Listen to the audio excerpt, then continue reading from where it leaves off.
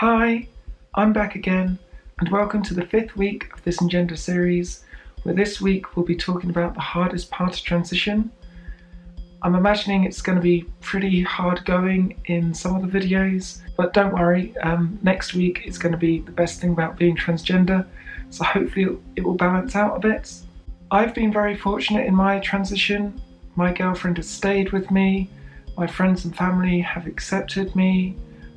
Everything on my work side, is absolutely fine, and I've never experienced any transphobia in public, so all of that is really positive and good. As a result of being able to fund my transition and pick and choose what I wanted to do, I always had quite realistic expectations of what I could personally achieve. I always knew that I wasn't going to shrink, so my height was always going to be an issue, so I learned early on to kind of accept that, but there are other things that I knew I could change, and my voice was one of them. However, no matter what I do, I can't get a voice I'm happy with.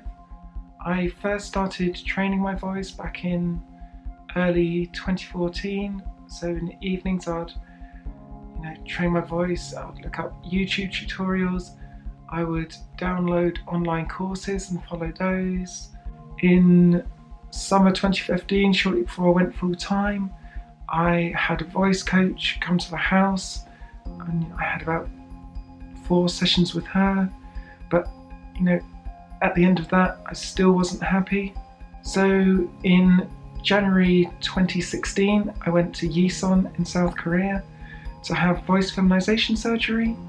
So for those of you that don't know, basically it takes your vocal cords from this shape, puts a suture in here and kind of makes it that shape, and as a result of that you get a pitch increase.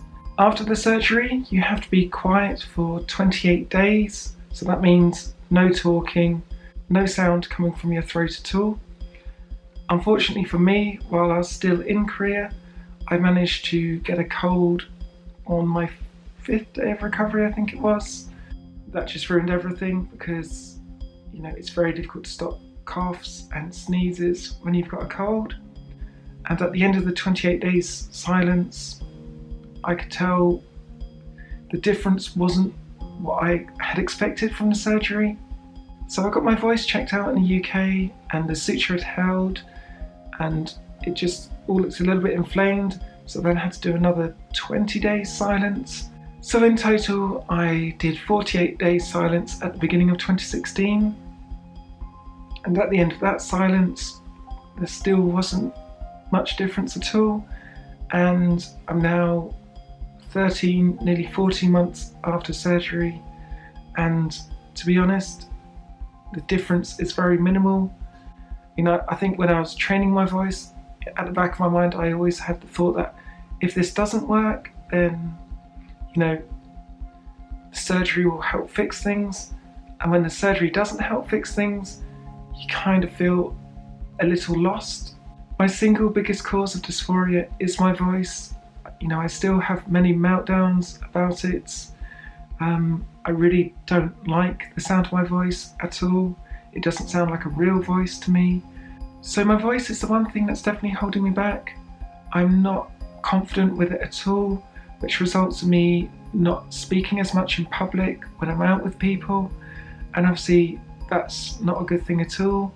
One way or another I will find a way to improve my voice. I'm not going to be defeated by this.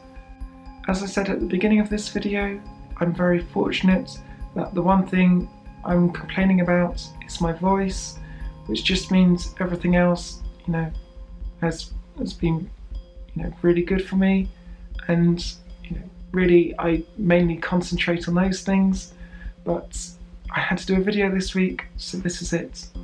So please like, comment and subscribe to this Engender channel, and I'll see you again next week for the last video in this series. Bye.